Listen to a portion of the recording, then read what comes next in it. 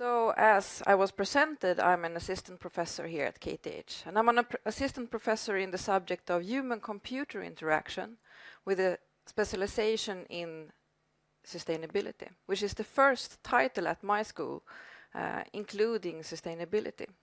And ICT here, as you see on the slide, is information and communication technologies, and you could wonder what has that to do with sustainability.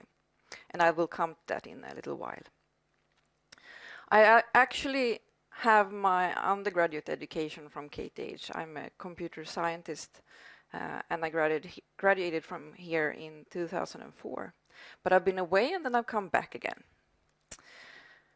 It has not been a straight path, and for me, I think the campus here, KTH, is a way to explore what you want to do with society and your life and your education. And there are many opportunities to find your own path.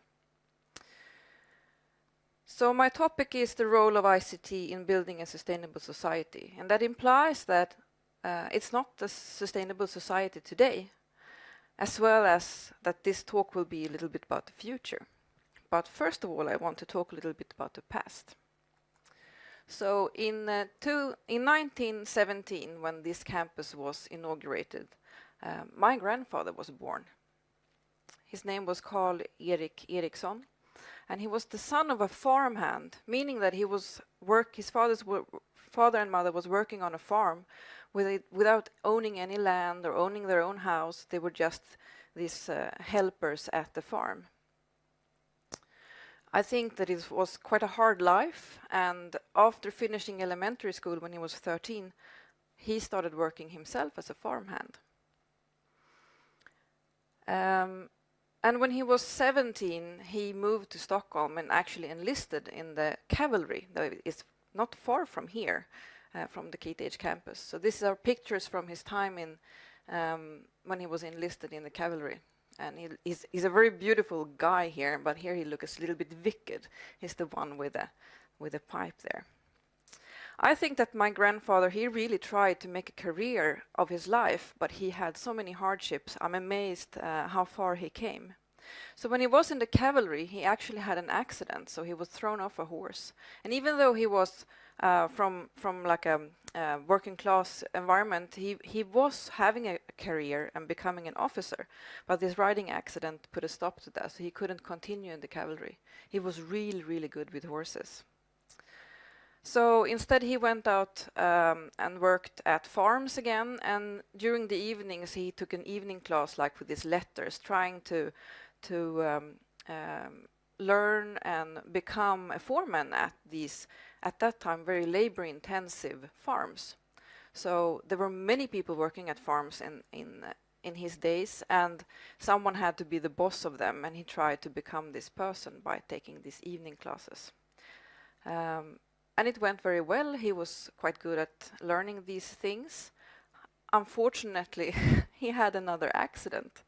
So during the winter, because in those days you harvested the grain, you dried it on the field, you took it home, and then you threshed the grain in the barns during the winter. And one day this threshing machine stopped, and he went there to take away whatever was blocking it. And when he put his hand into the machine, it started working again. So he lost his arm. I've been told that everybody panicked, and my grandfather actually pinched the artery or vein, artery it must be, and held it closed until they came to the hospital, which you could imagine took quite a while. But he was a very hard man, I think, in many ways. So he lost again a career opportunity because he didn't believe that he could be a manager if he was not strong and as capable as the people he was supposed to lead. I will come back to my grandfather a little bit later. He died in the year 2000, 17 years ago, so he didn't see me studying here at KTH, and I guess that he would be probably quite puzzled of what I'm doing today. But still, I think he would be very, very proud because of this journey that's happened over these 100 years. And that me and my brother were the first persons in our family who got an academic title or an academic exam. So also I think that he must have seen this enormous development during his lifetime, especially when it comes to technology, because within the farming there was this mechanization, and they went from labor intensive to using tractors and other stuff. However, this fantastic development has also affected us quite negatively. So this is where we live. It's a black void and a small planet, and there are planetary boundaries that we have to take care of. And already we know that we are overstepping some of these this planetary boundaries. For example, the climate barrier. We see that there are already effects of climate change, which is dependent on the huge development that we've had. There's also a barrier that concerns phosphorus and nitrogen cycles, and that is very closely tied to farming and so on.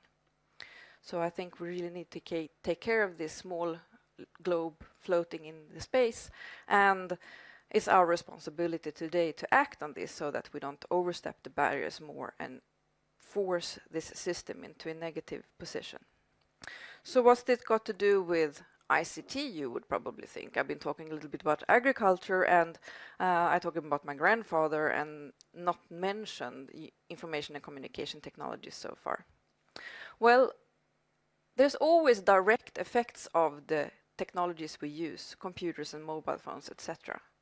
And the direct negative effects comes from mining, finding the materials, the energy that we use in the manufacturing processes, the transportations of the technologies that we're producing, the energy they use within their lifetime, and also what happens with the stuff that we use when we throw them away.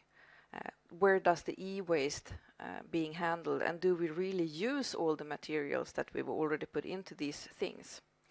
So if you want to bring something with you from this presentation, it is that the amount of environmental impact of your stuff is much larger than the energy they use during their lifetime. So keep your mobile phones and your computers for longer.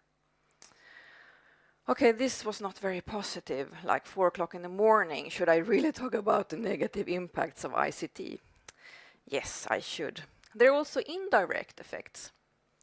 And that means that it's not the direct effects of my mobile phone, but it could be what I use it for, and that can actually be positive. So I think it's good to talk about both the negative and positive effects, indirect effects. So what could that be? Well, you have optimization, you have dematerialization. We can make things more swift, and we can make it more efficient. We can make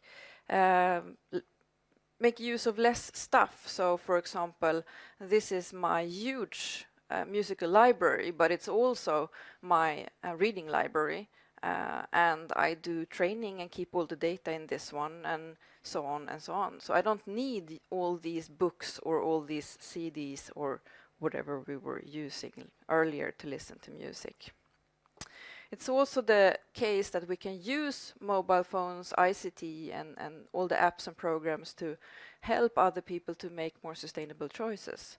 So the picture here is the energy-aware clock, which has the potential of helping people to understand how their electricity usage looks like over the day, and they can see patterns, and they can decide on how to use less energy or shift their energy balance. And that are different ways of helping people to do better choices. Yes. And I think that I'm quite late in this communications block. And one of the things with ICT is that it has this transformative power. It's an amazing tool that has shaped our society, especially in the last 10 or 20 years. So on this picture, you see this girl with a prosthesis, this biomechanical arm that she can move with the electrical currents in her arm. So she can use it as a real arm. So I want to come back to my grandfather. This is This is his arm. This is what he was working with for half of his life after having this threshing accident. I can still remember the sound of my grandfather when he was turning the wheel in the car, because it was this clonking sound every time he took a new grip on the steering wheel. And this looks very simple, but for him, I think it was the thing that made him able to be a farmer on his own. So he rented land and was a farmer in the end of his life, and my father took over that farm. But actually, there's a little bit a funny story about this, because in the end of 1960s, my grandfather was one of the first people in Sweden who were trying out this electrical mechanical arm. So I have this hand that's a little bit scary at home, and this huge battery that he was one of the first to try out. And what he could do was only pinch 3 fingers like this. I guess that he never used it in his farming, because it was really, really hard work, and I think it could have broken quite easily. Another anecdote is that my grandfather had huge hands, or actually hand then, and it was always kind of dirty because he was working on the farm. So a huge, dirty, sunburned hand. And they gave him another prosthesis that he was supposed to have, to look more human, to have 2 hands and not like Captain Hook. And he did not really like using that, because it was a little bit slim hand. It was very white, more like a office worker's hand. But he wore it sometimes, and one time he wore it when they went to the small city close where he lived, and they were having like this Sunday stroll in the city, and he was walking there, and then he dropped the hand. It just fell off, and there was a woman nearby who fainted. But those are the things that can happen.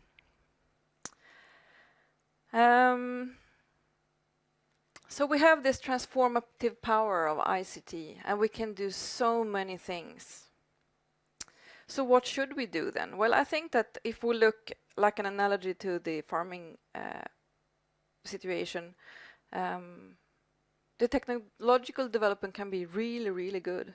So my grandfather went from tending horses and managing many people at the farm to having just tractors and being alone on the farm. Today you have these huge farming units that you can survey, and you can exactly know how much manure or things you have to put on the fields to get the perfect yield of the grains that you're growing.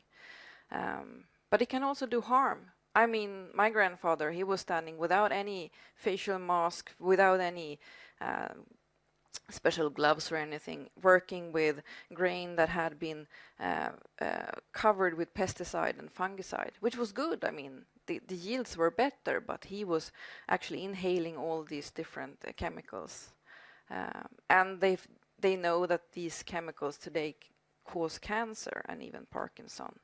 And we have the same position with ICT. It's a perfect tool. It's transformative, but we have to also think about how we use it, so that we don't overstep these planetary boundaries, that we don't push this system, this very fragile Earth that we're living on, further into a position where we don't want to be.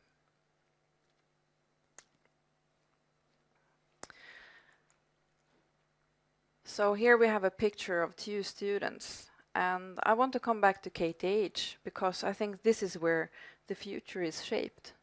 These particular students, I don't know them, but I know that they're playing a game called Gazuko, and it is about sustainability. And on my darkest days, these are my greatest hope. These are the young people who will go out in the world and change it and make it a better and more sustainable society. And what gives me hope is that not only are they very excellent and smart, but they are also super engaged and really, really creative. And they can do so many things that I couldn't do when I was a student here. Partly because the technology and the development have changed over the years, but also because perhaps the education has started to change to also include a larger system boundary in understanding the larger picture, so that they can take more ethical considerations into account, and that they can use this technology to actually do something, to do some change in a positive direction. Not that we have not done it before, but I think this expanding the boundaries of what we care about is important. Not only solving the problem here and now, but actually looking at how will it be for future generations? How will it be for people on the other side of the earth? What about the animals and plants? Are they included in our considerations when we develop our technology? So we still have work to do, I guess. But we can do it together.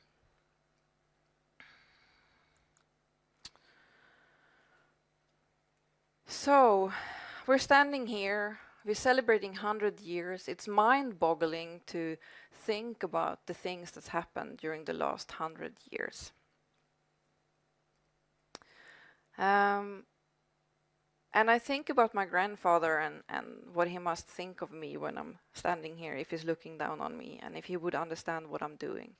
I think that he would be proud that I'm interested in connecting the earth that he was tilling with the technology that my students develop and looking into the future.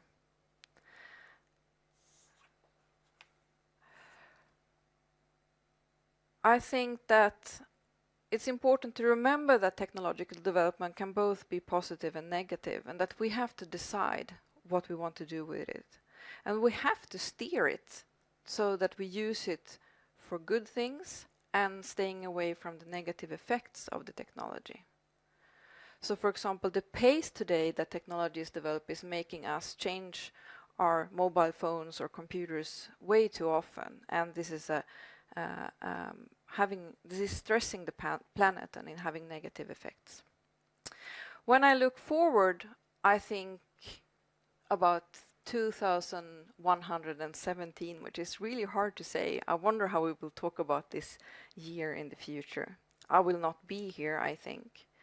But potentially a great grandchild of mine could stand here at the campus and is giving a speech on then 200th year's anniversary. Maybe my great-grandchild would be an assistant professor at that time. I've been counting on this, so that could potentially happen. And I wonder what they will talk about. And I don't really know. I can't predict what the technological development will be. I know that there have been speakers here who have been talking about future studies, and it's really hard to talk about the future. Hopefully, their teaching and their research will be addressing problems that are less pressing than ours are today, and that we have come to grips with all these planetary boundaries and keeping the system in a good position. And hopefully, they will look back at us and say that we made the right choices and that we use technological development in doing good. And I hope that they will be proud of us and that we have given society something good through this. Thank you.